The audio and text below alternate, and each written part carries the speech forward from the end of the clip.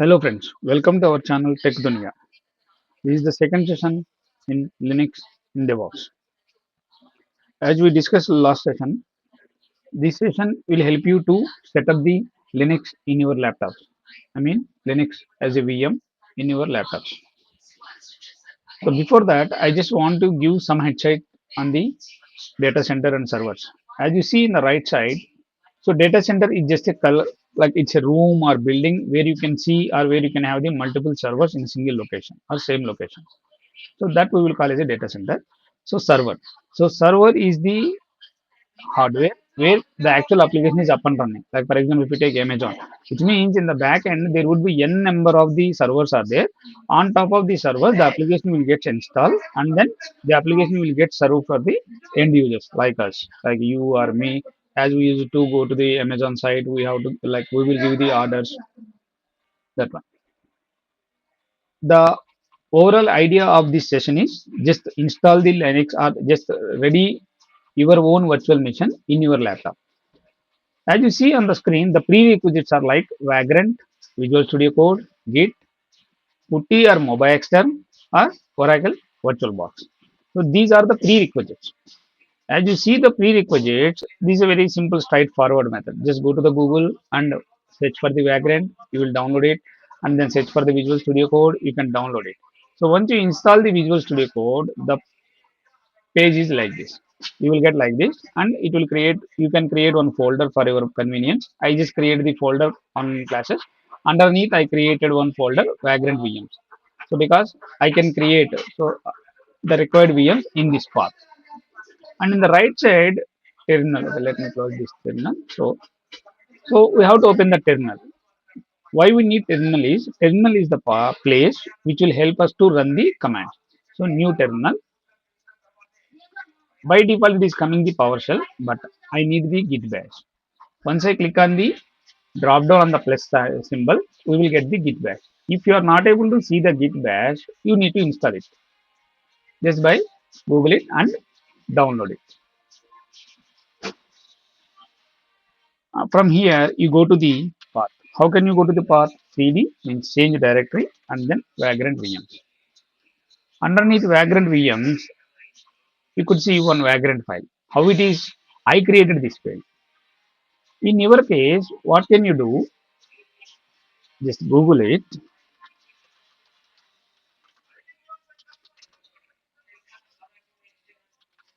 Vagrant CentOS 7. It will give one command. You just need to take the command and run it in your terminal.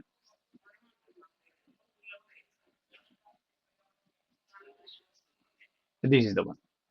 I did it sometime back or few days back. That is the reason I am able to see this Vagrant file in my path. At initial stage, you may not see this Vagrant file. For that reason, you just need to run this Vagrant file. I mean Vagrant command. Once you run it, you could see the similar Vagrant file. Might be the content will be quite different for you, but you could see some entries, and many of the entries are with the comment state. Like comment means the line which starts with hash, so that the system will not read this one. Okay. I found that, or I have been observed that nowadays, whatever it is giving by the Vagrant, 80 to 90% of chances are there. The VMs are failing with different issues. Maybe we need to do so much of hiccups in the laptop setup and everything. But I have updated one in my local with working Vagrant file. If you any one of you need of this file, you just comment it in the same video so that I will reply to you and I will share you the Vagrant file. As I said, the first command is Vagrant init for your case. But for my case, as I already have the file, I no need to run the Vagrant init. Just the command is Vagrant up. For your case also, once you run the Vagrant init, and the second step is Vagrant up, which I am also doing. Once I do the Vagrant up, you can see that in the backend, you see this at this moment the VM is in the stopped state. Now it is powering on. You could see that message soon. Once I click on network range. See, I just selected the one here.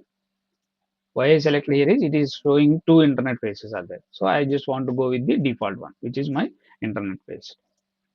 So now it is see this, it is running. It will take just a minute or 2 minutes of time. In the meanwhile, go to our class. So out of all these, Putty is the major tool. Putty or mobile exterm is the major tool which will help us to communicate servers. Means this is your laptop or this is also your laptop. Just take any one of the exam. In the real time scenario also, you might get the IP address of your servers. Why you need IP? Because that is the address of your server. If you want to send something to your friends or family members, you have to get the address first. In the same way, IP address is the address of the server. IP address is the address of the server. So I want to log into this server, right? For my case, the IP I have modified, like the IP I have given as a 192.168.56.31. How I am saying, if you go to my vagrant file, see this, I have mentioned the IP. In your case, if you don't have this file, if you run the vagrant in it, as I said, the vagrant file will generate for you and the IP will get auto generated.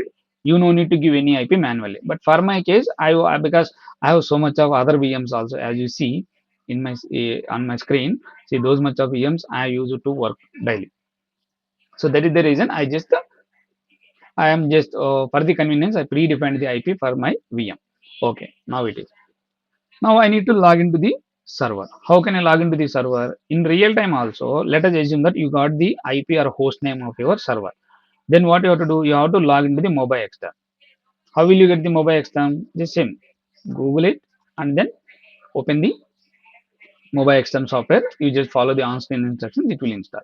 Now open the mobile extern app. Click on the mobile extern. It may take just few seconds only. Then you could see this similar window. In the top left, sessions. Click on the sessions. Then SSH, because the servers always communicate with the SSH. SSH is secure shell. Once you click on this, you could see that port 22. We no need to do anything. By default, server will listen on port 22. So we need to give the server IP address or host name. My case, I'm giving the IP address only because in real time you may see the naming itself. Some dev.example.com or test.example.com as per your environment. You just click on the OK. See this. It is asking for the login. You are in the laptop, but you imagine that this server is somewhere. Even you create as a VM, you just imagine that this server is somewhere in the world. Now click on the vagrant. Vagrant is the user. Say this. I just give the ID. It. Now I want to switch as a root. Sudo s2 is the command which I will become as a root. Why we need to become as a root and what it is, what the command, we'll see in upcoming sessions. So the entire session will help you to just install the VM in your local with the help of the vagrant, so that you can do the more practice, so that you can make your hands dirty as much as possible. Yeah. So done for the session. Thank you. Thanks for your time. Have a nice day. Jai Hind. If the session really helps you, my request is you just like, comment, share, and subscribe.